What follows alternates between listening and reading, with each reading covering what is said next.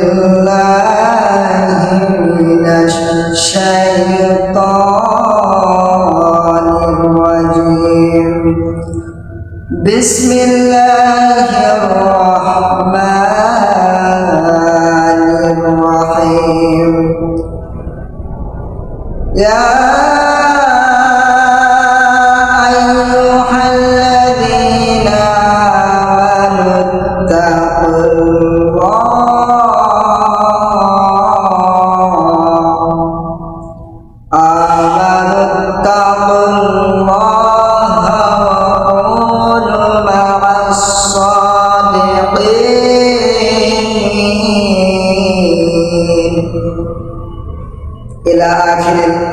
আজকে আমাদের আলোচনার বিষয় হচ্ছে কারবালা।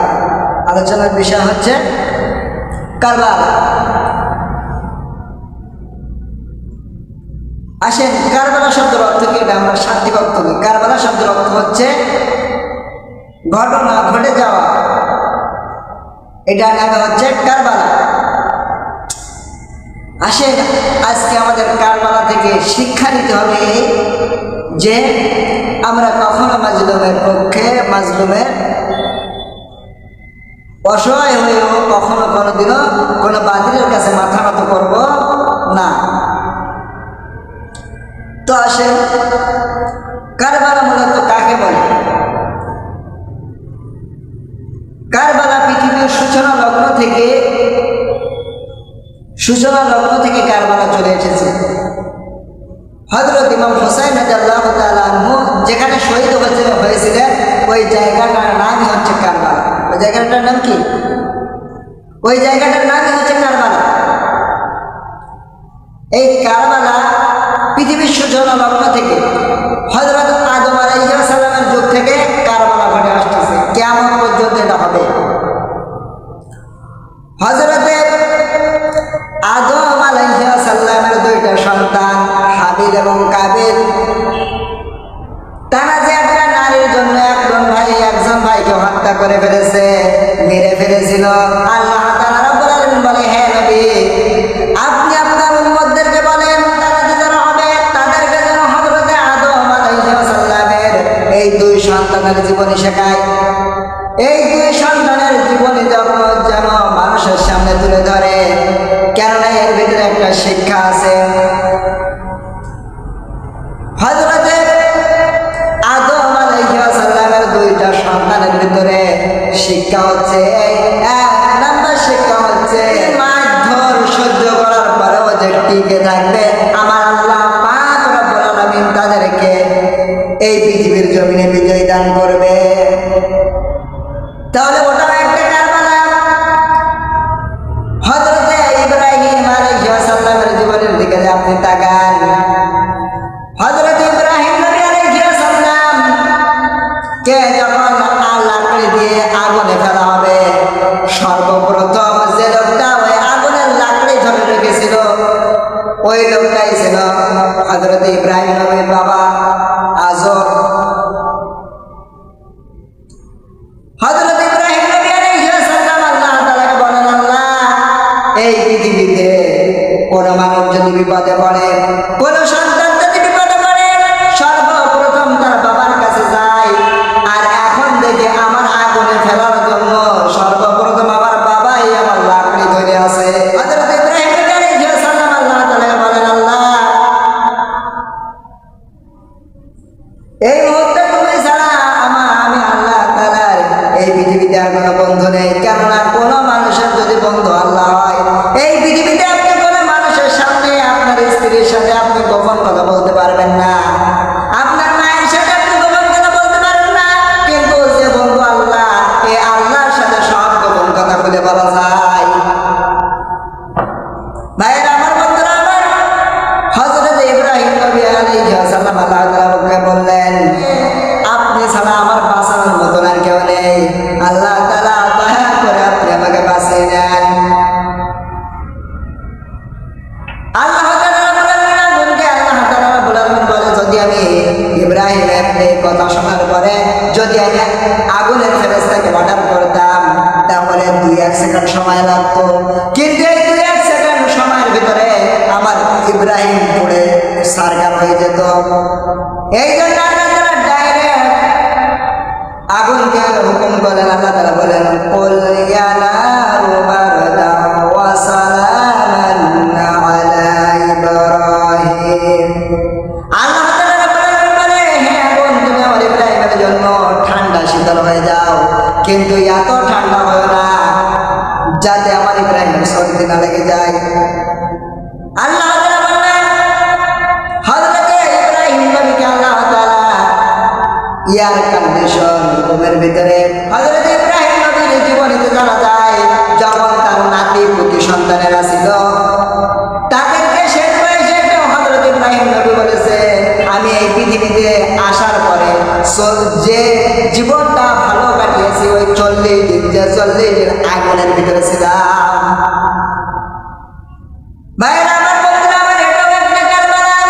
হযরত মুসা নবীর দিকে তাকান, হযরত মুসা নবী আলাইহিস সালামের দিকে তাকান। আল্লাহ তাআলা রব্বুল আলামিন যখন বললেন, হে নবী মুসা, আপনি আপনার কওমদেরকে নিয়ে মিশর থেকে বেরিয়ে যান। আল্লাহর কথা অনুযায়ী হযরত মুসা নবীকে যখন আল্লাহর কথা অনুযায়ী বের হয়ে গেল, নীল নদের ডুবিয়ে ফেরাউনকে মেরেছে কে? আমার আল্লাহ। এটাও ছিল একটা কারবালা। হযরত ইমাম হুসাইন রাদিয়াল্লাহু তাআলা আনহুর জীবনীতে আমাদেরকে শিক্ষা নিতে হবে।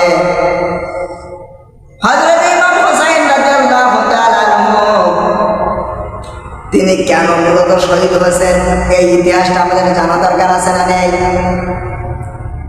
এই 3টা দিনে হযরত ইমাম হুসাইন মূলত শহীদ হয়েছে 3টা কারণে। কয়টা? এখন থেকে আল্লাহ তাআলা রব্বুল আলামিন বলে, কোরআনুল কারীম জানিয়েছে,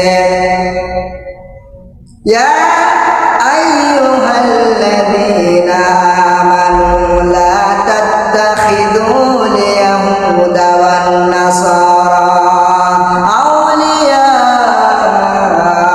বা'দুহুম আউলিয়া বা'দ ওয়া মান ইয়াতাওয়াল্লাহুম মিনকুম ফাইন্নাহু মিনহুম।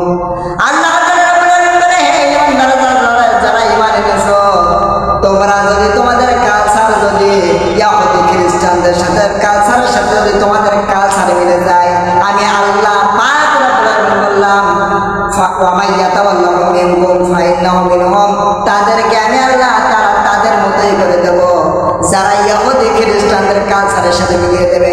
এখন থেকে আমরা সারাদিন যদি ইহুদি আর খ্রিস্টানদের অনুসরণ করি, আমরা ঘুমায়ও ইহুদি খ্রিস্টানদেরকে অনুসরণ করে, কেন ভাই? আমরা আল্লাহকে অনুসরণ করতে পারি না, আল্লাহ সাহাবীদেরকে অনুসরণ করতে পারি, নবী সাহাবীদেরকে অনুসরণ করতে পারি না, নবীকে অনুসরণ করতে পারি না, আমরা কেন ইহুদি খ্রিস্টানদেরকে অনুসরণ করব?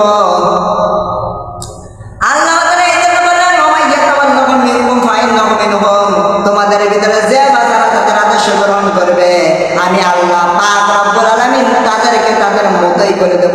তাহলে আপনার ইহুদি খ্রিস্টানদেরকে আপনি যদি অনুসরণ করেন, আল্লাহ পাক আপনাকে ইহুদি খ্রিস্টানদের মতন করে দেবে। ভাইরা আমার, বন্ধুরা আমার, এই জন্য ঈমান যদি আনতে হয় মেরে ভেজাল ভাবে ঈমান আনা লাগবে। আল্লাহ তাআলা বলে, ওয়া ইযা কিলা লাহুম আমিনু কামা আমানান নাস। আল্লাহ তাআলা রব্বুল আলামিন বলে, পৃথিবীর মানুষেরা, আমার যতটুকু জ্ঞান আছে, আমার মনে হয় দুনিয়া আখিরাত আল্লাহ এই আয়াতের ভিতরে সব শিখিয়ে দিয়েছে। আল্লাহ তাআলা বলে, ওয়া ইযা কিলা লাহুম আমিনু কামা আমানান নাস, আল্লাহ বলে তোমরা যেভাবে ঈমান এনেছো, নাস আমরা কি মানুষ না? তাহলে আমরা যেভাবে ঈমান এনেছি এই ঈমান হবে না, কোরআনের দাবি অনুযায়ী ঈমান আনা লাগবে। ভাইরা আমার, বন্ধুরা আমার, আমি যে কথা বলছিলাম, কারবালা থেকে আমাদেরকে 3টা শিক্ষা নেওয়া উচিত। প্রথম নাম্বার হচ্ছে, 1 নম্বরে মাসলুমের পক্ষে দাঁড়াতে হবে, কোন কাফের মুশরিকের কাছে মাথা নত করা যাবে, কোন কাফের মুশরিকের কাছে, বেদুইনের কাছে মাথা নত করা যাবে না। 2 নম্বরে, ওই যে বললাম কুফাবাসীর মতো মত ঘোরানো যাবে না, এখন এই দলে পরে ওই দলে, এরকম আবেগ প্রবণ হওয়া যাবে। আমাদেরকে বিবেক দিয়ে কাজ করতে হবে, মুসলমান আবেগ দিয়ে কাজ করলে হবে না। 3 নম্বরে ইচ্ছাকৃতভাবে কখনো ফরজের নামাজ ছাড়া যাবে না। বিশ্বনবী সাহাবী হযরত তালহা রাদিয়াল্লাহু তাআলা স্বামী স্ত্রীর মাত্র 2 টাকা 1 টাকা পড়ছিল, এরপরেও কখনো ফরজের জামাতে নামাজ ছেড়ে দেয় নাই। আর আজকে আমরা মুসলমান ইচ্ছাকৃতভাবে জামাত ছেড়ে দিচ্ছি। ভাইয়েরা, আমার এটা করা যাবে না। আল্লাহ যেন আমাদেরকে তৌফিক দান করে।